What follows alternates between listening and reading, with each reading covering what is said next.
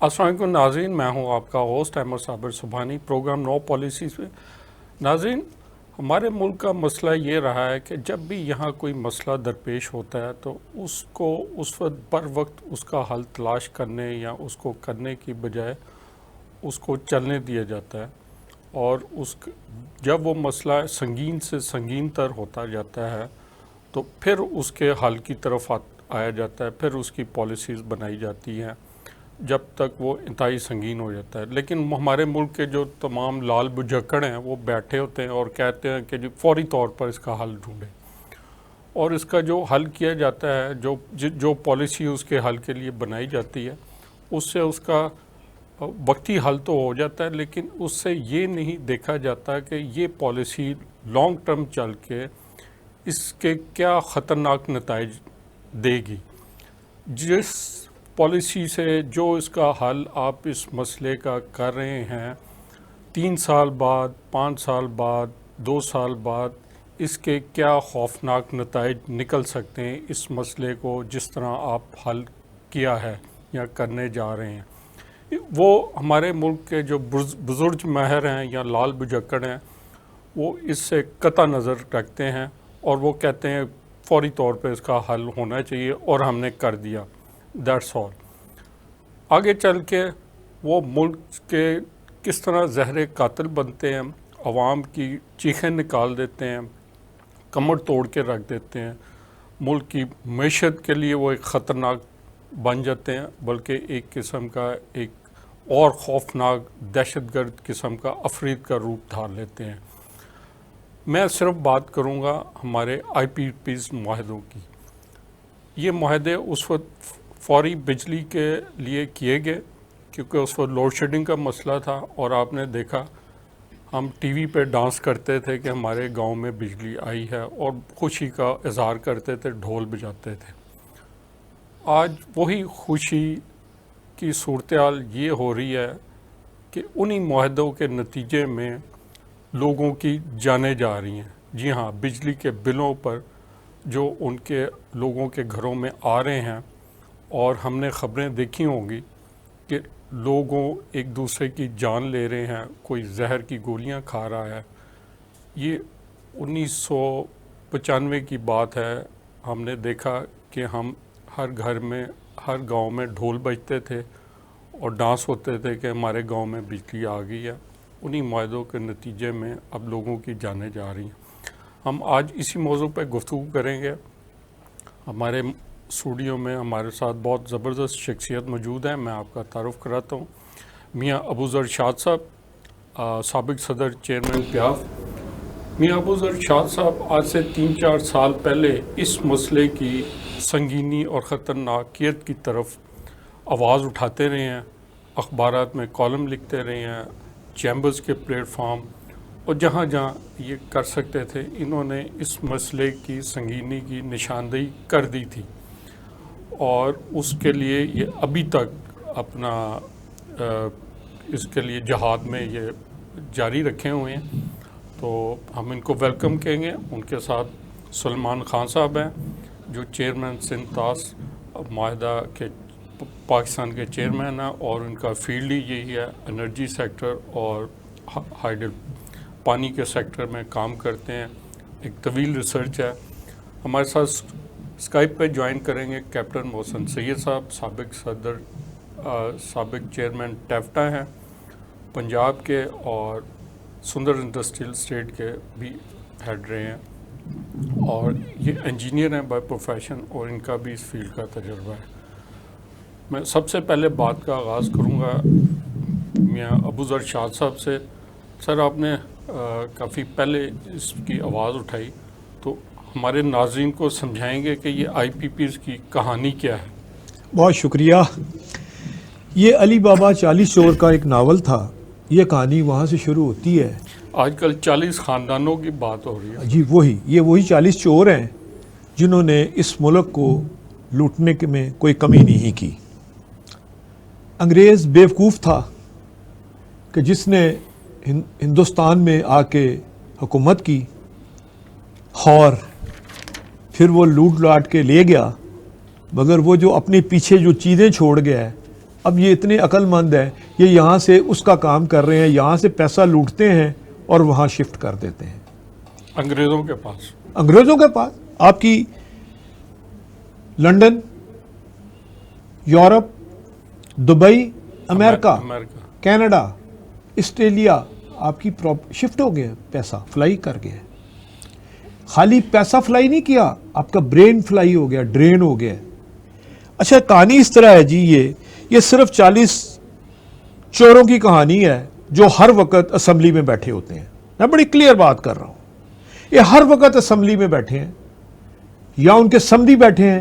یہ جو بڑی بڑی پریس کانفرنسیں آج کر رہے ہیں، ان کے سمدھی بھی اس کے حصے دار ہیں. میں نام کسی کا نہیں لیتا، سب کو پتہ کون ہے. لیکن سر وہ ابھی کیئر ٹیکر گورنمنٹ میں تو نہیں، میں بڑے بڑے عہدوں پہ نہیں سر، میں اس کی طرف آتا ہوں. لیٹ می، یہ کہانی جب شروع ہوتی ہے جب بے نظیر بھٹو صاحبہ نے پہلا آئی پی پی ایس یونٹ کا سٹیپ لیا، اس کے بعد یہ پھر کہانی بڑھتی گئی. 1995 کی بات، 92 کی، 92 کی، 94 میں جی سر، 92 کی بات ہے. بے نظیر 94 میں میاں نواز شریف پھر آگے تھے. 92 کی کہانی ہے. اصل میں آئی پی پیز کے جو میننگ ہے، جو اس کا ترجمہ ہے، وہ یہ تھا کہ انویسٹر جو باہر کے ہیں وہ اس کے حصے دار ہوں گے. انہوں نے کیا کیا کہ اپنے حصے داروں کو بڑھانے کے لیے نیشنلٹیز چینج کی اور وہاں سے یہ باہر کا فنڈ شو کر کے یہاں پہ آئے.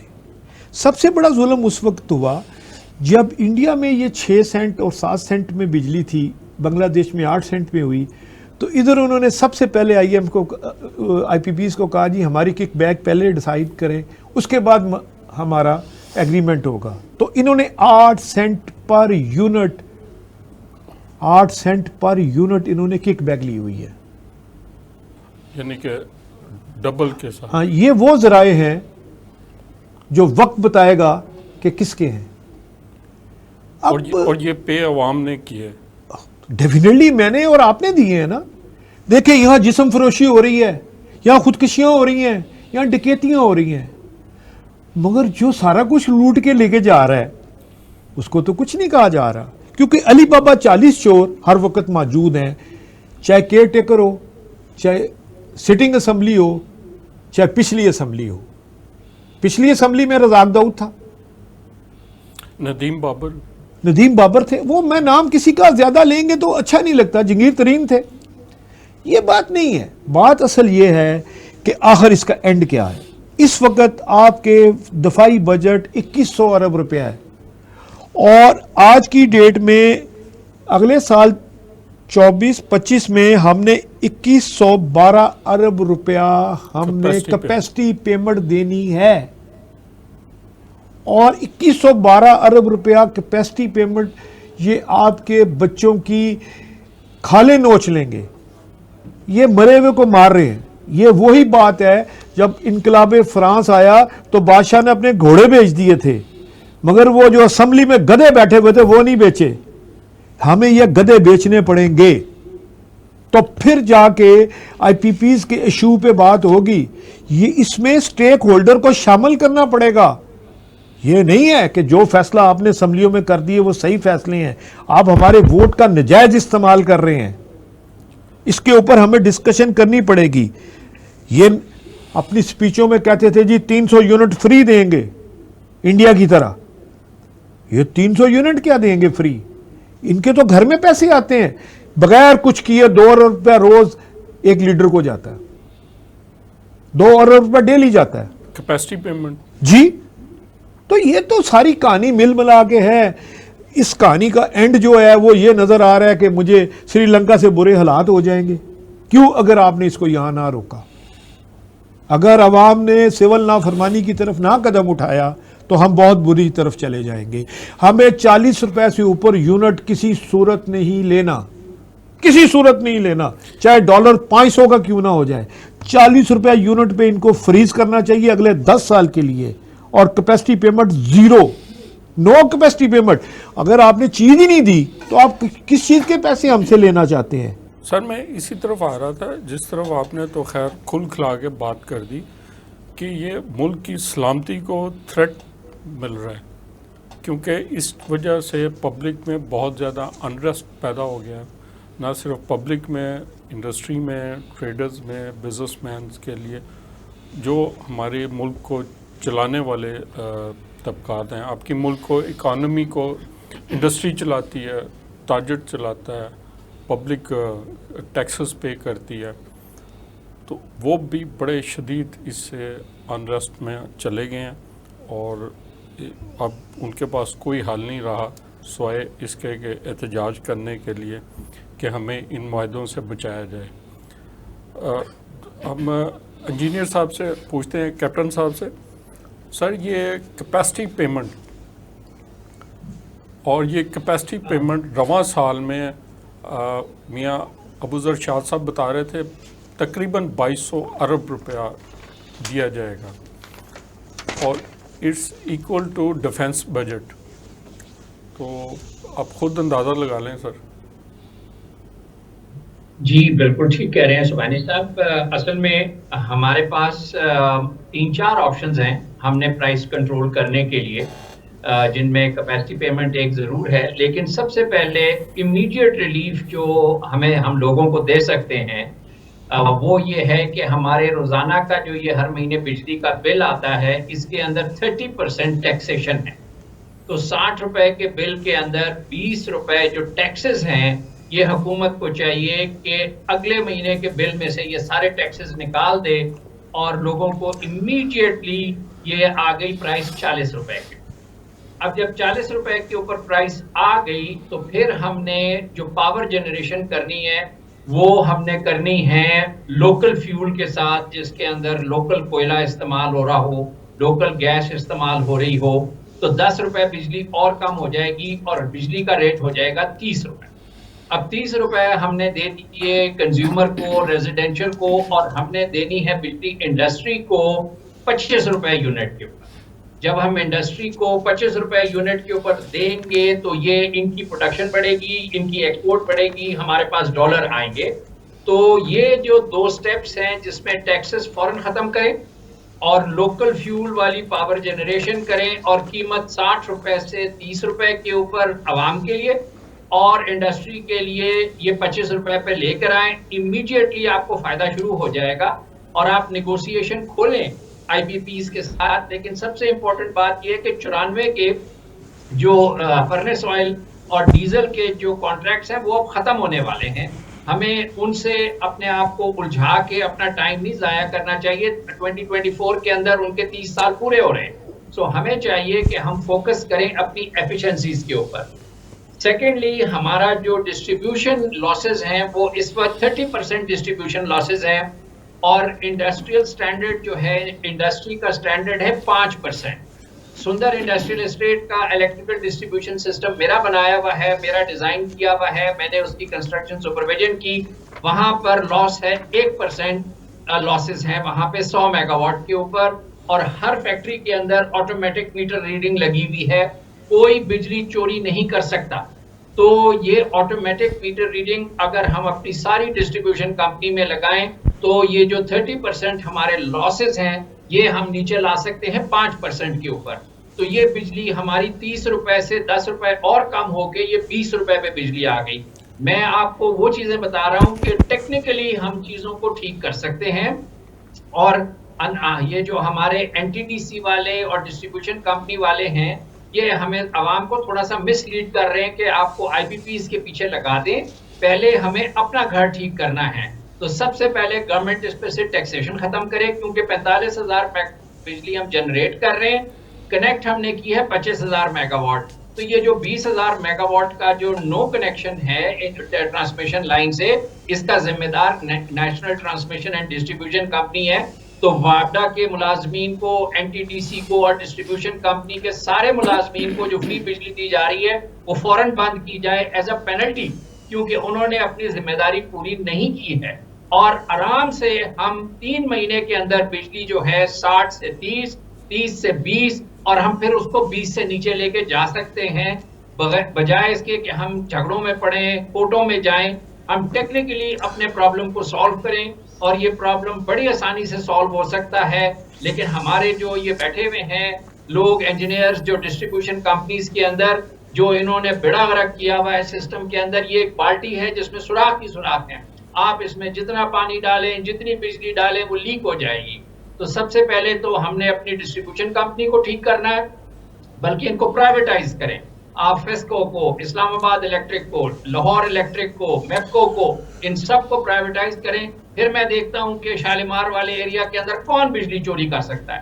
کوئی سٹیل مل بجلی چوری نہیں کر سکتا, کیونکہ آپ کا لائن مین وہاں سے اگر پیسے لیتا ہے وہ مل کے ساری چوری کرتے ہیں. سب پیسے جو ہیں سوری آپ کی بات کاٹ رہا ہوں کہ الیکٹرک پرائیویٹ ہے, بہت زیادہ بجلی چوری ہوتی ہے وہاں پر, وہ کوئی سسٹم نکل آتا ہے. آپ نے سر بہت اچھی باتیں بتائیں, آپ کا پوائنٹس بھی بڑے اچھے تھے اور وائبل ہیں. ہم سلمان صاحب کو گفتگو میں شامل کرتے ہیں. سلمان صاحب, کیپٹن انجینئر صاحب فرما رہے ہیں کہ درست ہے کہ آئی پی پیز سارا یہ ہے, لیکن اس کے ساتھ ساتھ آپ اپنے آپ کو بھی ٹھیک کریں. آپ اتفاق کریں گے؟ میں ان سے اتفاق نہیں کروں گا. وہ اس لیے, یہ آئی پی پیز آئے کیوں, کس لیے آئے؟ ابوذر صاحب نے جس طریقے سے بات کی کہ یہ 90s کے اندر سٹارٹ ہوئے, یہ کہانی تو آپ کی 85 سے سٹارٹ ہو گئی تھی, اور بیچ میں یہ لوگ بیٹھے ہیں جو کہ بڑے بڑے سیٹوں پر ہوتے ہیں, اور جب اس کے بعد جب ریٹائر ہوتے ہیں تو یہ مسجد کی اگلی صف میں کہیں بیٹھے ہوتے ہیں اور وہاں بیٹھ کے سب نیکی کی باتیں کرتے ہیں. جب تربیلا ڈیم کی 2 ٹنلز کمپلیٹ ہوئی تھیں, پہلی ٹنل 700 میگا واٹ کی اور دوسری ٹنل 150 میگا واٹ کی, تو تیسری ٹنل کے لیے جب لون مانگا, جنرل غلام صفدر بٹ اس وقت چیئرمین وابڈا تھے, تو انہوں نے کہا, ورلڈ بینک نے کہا ہم آپ کو لون دیں گے اگر آپ پرائیویٹ سیکٹر میں بجلی گھر بنائیں. غلام صفدر بٹ کی بات, انہوں نے کنڈیشن لگائی تھی, یہ انہوں نے مشورہ دیا تھا. اور غلام صفدر بٹ کی بات مجھے آج تک یاد ہے کہ آپ پہلے اگر پرائیویٹ سیکٹر میں بجلی گھر بنائیں گے تو آپ پہلے وابڈا کا بیڑا غرق کریں گے اور پھر ملکی معیشت کا جنازہ نکال دیں گے. خاموش ہو گئے. تیسری ٹنل جو 1728 میگا واٹ کی تھی وہ نہیں بنائی, خاموش رہے. اور 1987 کے اندر ہب کو پاور آ گیا 1292 میگا واٹ کا فیول والا, اس کے تربیلا کو کمپلیشن کی طرف نہیں لے کے چھوڑ دیا وہیں. 1991 کے اندر پھر تیسری ٹنل سٹارٹ ہوئی ہے, 1993 میں کمپلیٹ ہوئی ہے 1728 میگا واٹ کی. اس کے بعد یہ جو سٹاپ تھا اور اس کے اندر ایک لاکھڑا بنا. اب آپ دیکھیں کہ ہو کیا رہا ہے کہ ہماری کوشش ہوتی ہے ہمیں کسی طریقے سے لون ملے, اور لون کا کیا چکر ہوتا ہے. ان لون کے چکروں کے اندر یہ جو بڑے بڑے سیٹوں پر بیٹھے ہوتے ہیں, جو کہ آج ان کی تمام فیملی جو ہیں, کوئی کینیڈا, کوئی امریکہ, کوئی یورپ کے اندر ہے, وہ وہاں جا کے کمیشن بھی لیتے ہیں. ابوذر صاحب کر رہے تھے. نہیں وہ تو اور ہیں, وہ تو اسمبلی میں بیٹھے ہوئے ہیں. یہ وہ لوگ ہیں جو کہ یہ وہ چوہے ہیں جو ڈپارٹمنٹس میں بیٹھے ہیں, جو اداروں میں بیٹھے ہیں, جو باقاعدہ کمیشن لیتے ہیں, وہاں جا کے سودے کرتے ہیں اور اپنے بچوں کو باہر کے ملکوں میں سیٹ کرتے ہیں. سیٹ کر کے آج وہ سب تمام کے تمام فیملی جو ہیں, کوئی یورپین ہے, کوئی کینیڈین ہے, کوئی امریکن ہے, کوئی آسٹریلین ہے, وہ بیٹھے ہوئے ترتیب کرتے ہیں. اس کے بعد پھر 1994 کے اندر پھر آئی پی پیز آئے, اور آئی پی پیز مجھے یاد ہے, میری تو ایک ورکنگ تھی, 7 روپے یونٹ کے حساب سے تھا. اب آپ اندازہ لگائیں کہ اس وقت ڈالر کتنے کا تھا, تو کتنے روپے سینٹ کے حساب سے ہوا. میں بالکل ابوذر صاحب کے بات سے اتفاق کرتا ہوں کہ حالانکہ میں یہ نہیں, میں نے وہ پیپر نہیں پڑھے کہ اس میں جو پھر کک بیک لیا گیا, کیا لیا گیا. اب اس کے بعد چوتھی ٹنل نہیں بنی 1410 میگا واٹ کی, 1410 میگا واٹ چوتھی ٹنل سٹارٹ ہوئی ہے. چوتھی ٹنل سٹارٹ ہوئی, پھر اس کے بعد 2002 میں پھر تھوک کے حساب سے بجلی گھر آ گئے. اور 2002 میں یہ پرویز مشرف کی ویڈیو ہم دیکھتے ہیں, کلپ دیکھتے ہیں کہ اگر 1 سینٹ بڑھائیں تو 1 ارب آرام سے مل جاتا ہے. پھر تو سب سے زیادہ آئی پی پیز تو پھر 2002 کے سیٹ اپ میں آئے. اور چوتھی ٹنل سٹارٹ ہوئی ہے آپ کی یہ 2015 میں, جو 2018 میں کمپلیٹ ہوئی ہے. سلمان صاحب آپ کی بات یہ ہے کہ آئی پی پیز کیوں, آئی پی پیز تو وہ زہر ہے جس نے کہ ہمارے خون نکال دیا ہے. ہمارے پاس باڈی تو ہے لیکن خون ہمارا نہیں ہے. ہمارے ملک میں بہت سارے زہر کی بہتات ہے, اس پہ بات کریں گے ایک بریک کے وقت. ناظرین, بڑی اچھی زبردست گفتگو ہو رہی ہے, کہیں نہ جائیے گا فوراً. Welcome back. ناظرین, بڑی خوبصورت گفتگو ہو رہی تھی. اب میاں ابوذر شاد صاحب سے بات کریں گے. میاں صاحب, آپ فرما رہے تھے کہ 40 چور جو ہیں اسمبلیوں میں بیٹھے ہوئے ہیں اور جن کا role in I P Ps میں بھی ہے. اسی لیے اس وقت اتنا شور مچ چکا ہے, عوام کی کمر ٹوٹ چکی ہے, سب کچھ ہو چکا ہے. لیکن یہ آئی پی پی یہ بجلی کا مسئلہ ابھی تک کسی بھی اسمبلی کے فلور میں اور نہ ہی کابینہ کے اجلاس کا حصہ بن چکا ہے.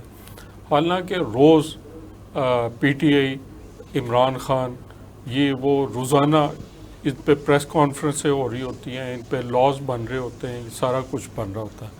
لیکن آئی پی پیز کا سلمان صاحب آپ نے بھی نہیں دیکھا ہوگا, آپ نے بھی نہیں دیکھا ہوگا اسمبلی کے فلور پہ, اسی لیے نہیں آتا کہ یہ لوگ خود بیٹھے ہوئے ہیں. بہت شکریہ. میں محسن سید صاحب کا بڑی قدر کی نگاہ سے دیکھتا ہوں.